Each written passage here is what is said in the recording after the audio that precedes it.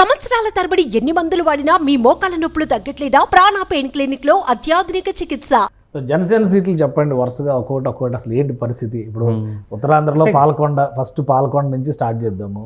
అంటే మీకు ఎట్టి పరిస్థితుల్లో గెలుస్తాయి అనుకునేవి మనకు పెందుర్తి నుంచి స్టార్ట్ అవుతాయి. ఓకే, పెందుర్తి, అనకాపల్లి, యలమంచిలి, నెక్స్ట్ విశాఖ పరిధిలో ఉన్న ఉమ్మడి విశాఖ జిల్లా పరిధిలో ఉన్న సీట్లన్నీ గెలిచేజా.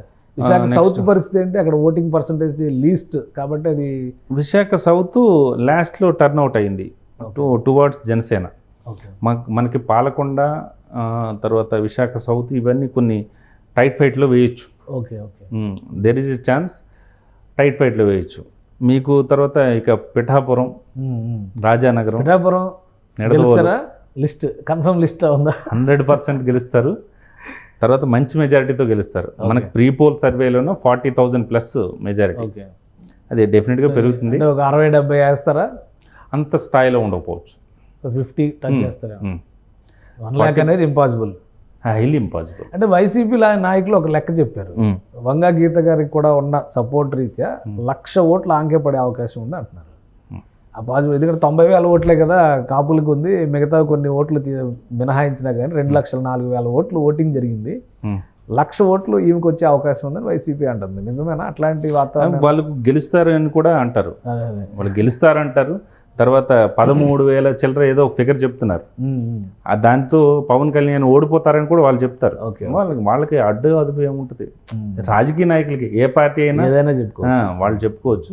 అది జరిగే పని కాదు. But as per our data, మన సైంటిఫిక్ రీసెర్చ్ కదా, as per our data 40,000+ Pawan Kalyan. Okay, sure. ఇంకా నెక్స్ట్ పవన్ నెక్స్ట్ నిడదవోలు, నర్సాపురం, నిడదవోలు, రాజానగరం ఉందా? అంటే కన్ఫర్మ్గా గెలిచే లిస్ట్లో నిడదవోలు ఉందా?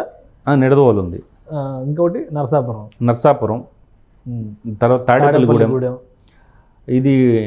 ఇది పోతుంది, అవనిగడ్డ ఎస్టీ పోతుంది. అది అక్కడ పి గన్నవరం ఉంది. రాజు రెండిట్లో గెలుస్తున్నారు. 2 చోట్ల గెలుస్తారు. SC constituency. పి గన్నవరం కాకపోతే మీకు పోలవరం ఎస్టీ కాన్స్టిట్యున్సీ. అవును, అక్కడ పోలవరమే డౌట్. పోలవరం డౌట్. తర్వాత ఇక్కడ మండలి అవనిగడ్డ గెలుస్తున్నారు, తెనాలి గెలుస్తున్నారు. Again Tirupati tight fight. Railway Koduru గెలవట్లేదు, కష్టం. రాజానగరం ఇందాక అది మిస్ప్లేస్ అయినట్టు. రాజానగరం అయితే టైట్ ఎడ్జ్లో కూడా గెలిచే అవకాశం ఉంది. ఓకే, సో ఓవరాల్గా జనసేనకి మీరు ఇచ్చేటువంటి లెక్క ఒక 16 సీట్ల వరకు. ఏవైనా టైట్ ఫైట్లో ఎడ్జ్లో ఉన్నవి నేను చెప్పలేకపోయినవి అయితే మాత్రం ఫస్ట్ ఈవినింగ్ నేను ఓపెన్గా డేటా వస్తుంది, మొత్తం చెప్పేస్తాను. అంటే మీకు ఇప్పుడు ఓవరాల్గా ఉన్నటువంటి ఇన్ఫర్మేషన్ పైన ఒక క్లారిటీ వచ్చింది. కౌంటింగ్ మీద చాలా ఎక్స్పెక్టేషన్స్ ఉన్నాయి. కౌంటింగ్ డే రోజు కూడా ఏవో జరుగుతాయి అనే భయాలు, ఆందోళనలు ఇవన్నీ ఉన్నాయి. అందుకనే మీరు ఈరోజు చెప్పి వెళ్ళిన తర్వాత రేపు మళ్ళీ ఎవరో ఒకరు డౌట్ అడిగే అవకాశం ఉంటుంది. ఏంటి కౌంటింగ్ డే టైంలో కానీ ఈవీఎం మిషన్లు అయితే ప్రశాంతంగా అక్కడ స్లీపింగ్ మోడ్లో ఉన్నాయని అనుకుంటున్నారు అందరూ.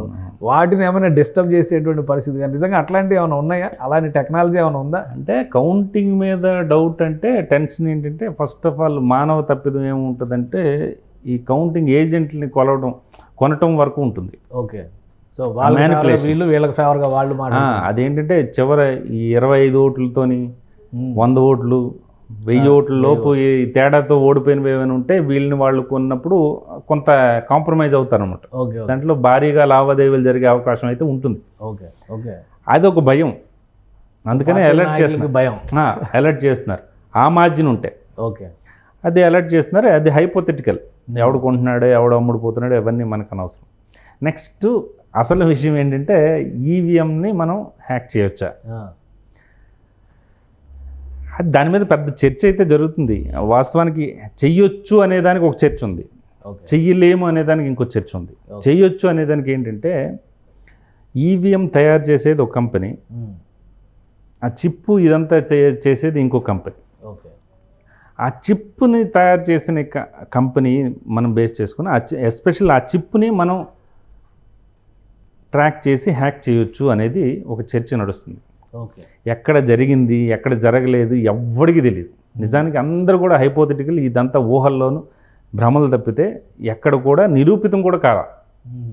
అంటే అది ఓన్లీ ఇండియాలోనే ఆ డిస్కషన్ ఎక్కువ ఉందా, లేదా ఇప్పుడు ఈవీఎంలు చాలా చోట్ల వాడుతున్నారు కదా వేరే దేశాల్లో కూడా, సో అక్కడ కూడా ఇటువంటి చర్చ ఉంది? అంటే ఇప్పుడు చర్చలు జరుగుతుంటాయి. ఎందుకంటే అది ఈవీఎం నిజంగా జరిగితే ఢిల్లీలో ఆయన ఎందుకు గెలుస్తాడు అంటారు వీళ్ళు. అదే అవును.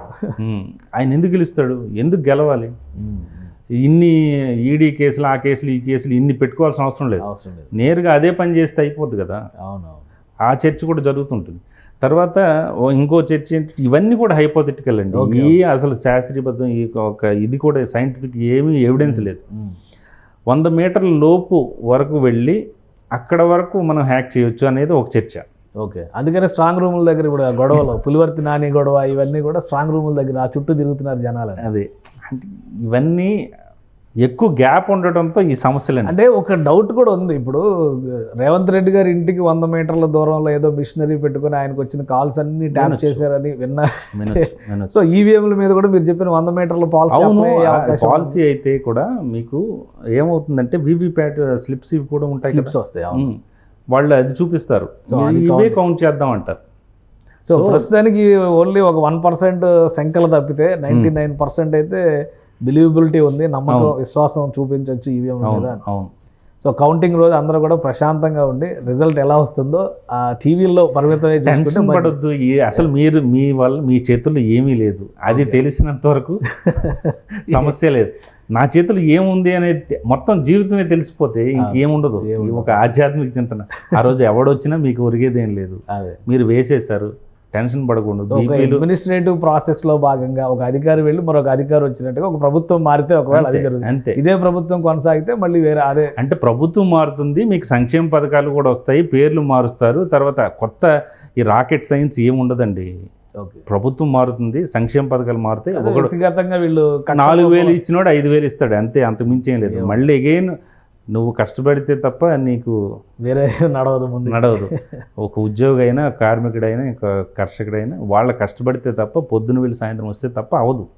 కాకపోతే మధ్యలో ఇవి ఏంటంటే అవి పెరిగిపోతున్నాయి, ఇవి పెరిగిపోతున్నాయి అనేది ఒక చర్చ, ఆందోళన, అంతే.